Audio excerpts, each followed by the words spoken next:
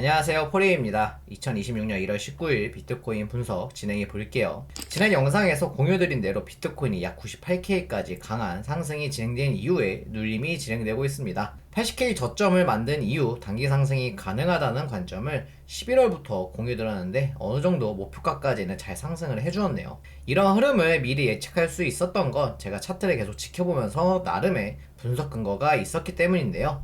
목표가 근처까지 잘 도달해주고 내리고 있는 모습입니다. 근데 여러분, 지금이 더 중요한 시점이죠. 여기서 어떻게 대응하느냐가 수익과 손실을 가르는 순간이라고 생각합니다. 그래서 오늘은 이전에 공유드렸던 중장기 관점을 다시 한번 정리해드리고요. 현재 제가 실제로 어떻게 포지션을 가져가고 있는지 단기 관점 또한 솔직하게 공유드리도록 하겠습니다. 자, 다른 말 필요 없이 바로 비트코인 분석 시작해 볼게요. 먼저 중장기 관점부터 말씀드릴게요. 여러분 혹시 2달 전에 제가 했던 분석 기억하시나요? 그때 주봉 62평을 비트코인이 하방으로 이탈하는 걸 보고 이제 상승장은 끝났고 하락장으로 접어든다고 말씀드렸었는데요. 솔직히 그때 많은 분들이 아직 괜찮을 거야 라고 생각할 수도 있어요. 하지만 제 생각은 지금도 똑같습니다. 왜 그럴까요? 비트코인 15년이 넘는 역사를 보면 답이 나옵니다. 주봉 62평을 하방 이탈한 이후 하락장이 안 온 적이 단 한 번도 없었거든요. 이건 단순한 우연이 아니라 시장의 명확한 신호입니다. 여기서 끝이 아니에요. 제가 일목균형표로도 한번 설명드릴게요.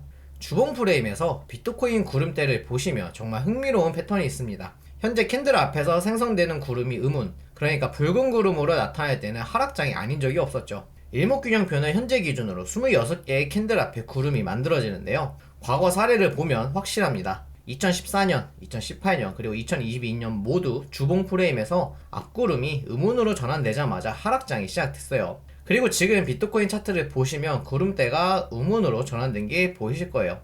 여기서 하나 더 있습니다. 주봉 프레임에서 캔들 자체가 구름대 안으로 들어가는 경우에도 비트코인은 항상 하락장으로 진행이 되었죠. 상승장일 때는 구름대를 리테스트조차 하지 않았네요. 근데 한 번이라도 구름대에 진입하면 어김없이 구름대를 뚫고 내려갔습니다. 그리고 현재도 똑같이 구름대에서 캔들이 형성되고 있는 상황이에요. 정리해볼까요? 하락장이라고 볼 수 있는 근거가 총 3가지나 됩니다. 첫째, 주봉 62평을 하방 이탈했고요. 둘째, 앞에 구름대도 음운으로 전환됐어요. 셋째, 현재 캔들 위치도 구름대에서 만들어지고 있습니다. 이 3가지가 모두 겹쳐있기 때문에 저는 현재 하락장이 진행 중일 가능성이 상당히 높다고 보고 있죠. 그래서 제 중장기 관점은 명확합니다. 지금은 하락장이 진행 중이고요. 주봉 62평 위에서 캔들이 만들어지면서 확실하게 지지받는 모습이 나오기 전까지는 이 관점을 바꿀 이유가 전혀 없다고 생각합니다. 추가로 제가 보고 있는 중장기 카운팅도 말씀드릴게요. 여러분 혹시 이번 상승이 뭔가 이상하다고 느끼신 적 없으세요?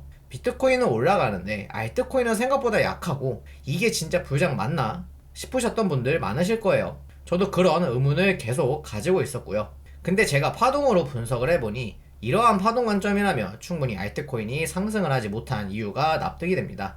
제가 보기에는 비트코인은 이러한 큰 플랫 조정이 약 4년 넘게 진행 중으로 분석을 하고 있습니다. 그중 15K부터 126K까지 올라간 이 상승을 저는 플랫 조정의 비파동으로 보고 있죠. 진정한 상승 파동이 아니라 조정 파동 안에서의 되돌림이었다고 보여지네요. 그래서 알트코인 상승이 약했던 거예요. 진짜 불장이었다면 알트들이 폭발적으로 올라갔어야 하는데 비파동이다 보니까 비트코인만 올라가고 알트는 힘이 없었던 겁니다. 여러분이 느낀 그 이상한 느낌이 틀린 게 아니었어요.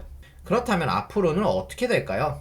이번 하락으로 C파동이 마무리된다면 그때서야 비로소 제대로 된 불장이 시작될 가능성이 높습니다. 지금의 고통스러운 하락이 끝나야 진짜 상승장이 온다는 뜻이죠. 물론 쉽지 않은 과정이겠지만 큰 그림에서 보면 이 조정이 필요한 과정이라고 생각하고 있습니다. 이러한 조정이 끝나고 나서는 여러분들이 기대하는 정말 큰 상승이 올 테니까요. 자, 이렇게 중장기적으로 하락장이 진행 중이라는 관점을 말씀드렸는데요. 그런데 여러분, 사실 이것보다 더 중요한 게 있습니다. 바로 당장 우리가 해야 할 대응이겠죠. 중장기는 하락장이라고 해도 우리는 그 안에서 수익을 내야 하잖아요. 그래서 단기적으로 제가 비트코인을 어떻게 보고 있는지, 그리고 실제로 제 매매 계획은 어떻게 되는지 솔직하게 공유드리겠습니다. 자, 이제 여기서부터 진짜 중요하니까 바로 결론부터 말씀드릴게요. 저는 이제 하락 위주로 대응을 하려고 해요. 추가 상승이 나온다고 하더라도 저는 그때 숏을 더 모으는 매매를 할 생각입니다. 제가 왜 이런 판단을 내렸는지 근거를 통해서 차근차근 설명드릴게요. 먼저 저는 이번 80K부터 98K까지의 상승을 하락장 진행 중 마지막 반등장이라는 관점을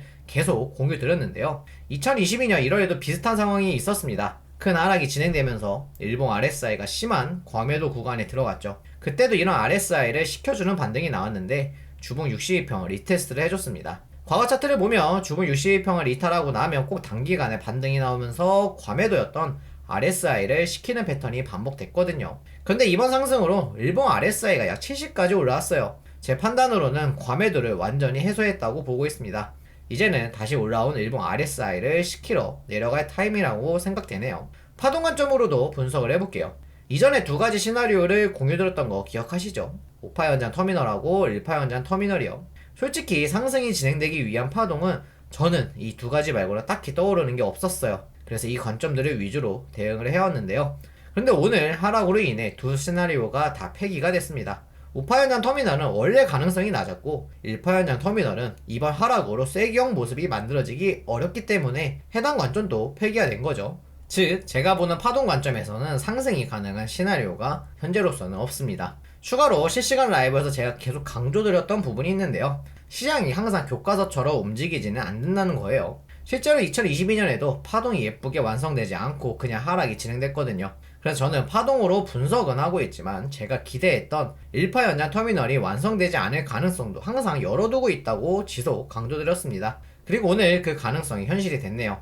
물론 제가 모르는 파동 관점이 있을 수도 있습니다. 복합 조정도 가능하고요. 하지만 아직까지는 유의미하게 보이는 상승 파동이 없기 때문에 상승보다는 하락의 가능성을 높게 보고 있습니다.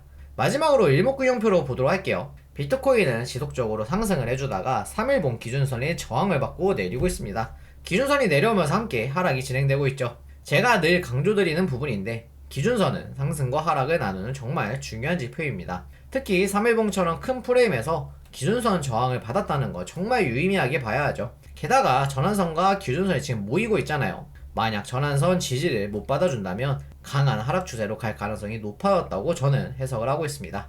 일봉을 보시면 현재 기준선 지지는 받고 있는데 전환선 지지는 받지 못하면서 구름대 상단에서 강하게 내려오고 있어요. 구름대를 돌파해서 지지하는 움직임이 아니라면 저는 계속 유의미한 저항대에서 저항받으며 하락이 진행될 거로 봅니다. 그럼 제가 하락을 보는 근거들을 전체적으로 정리해 볼게요.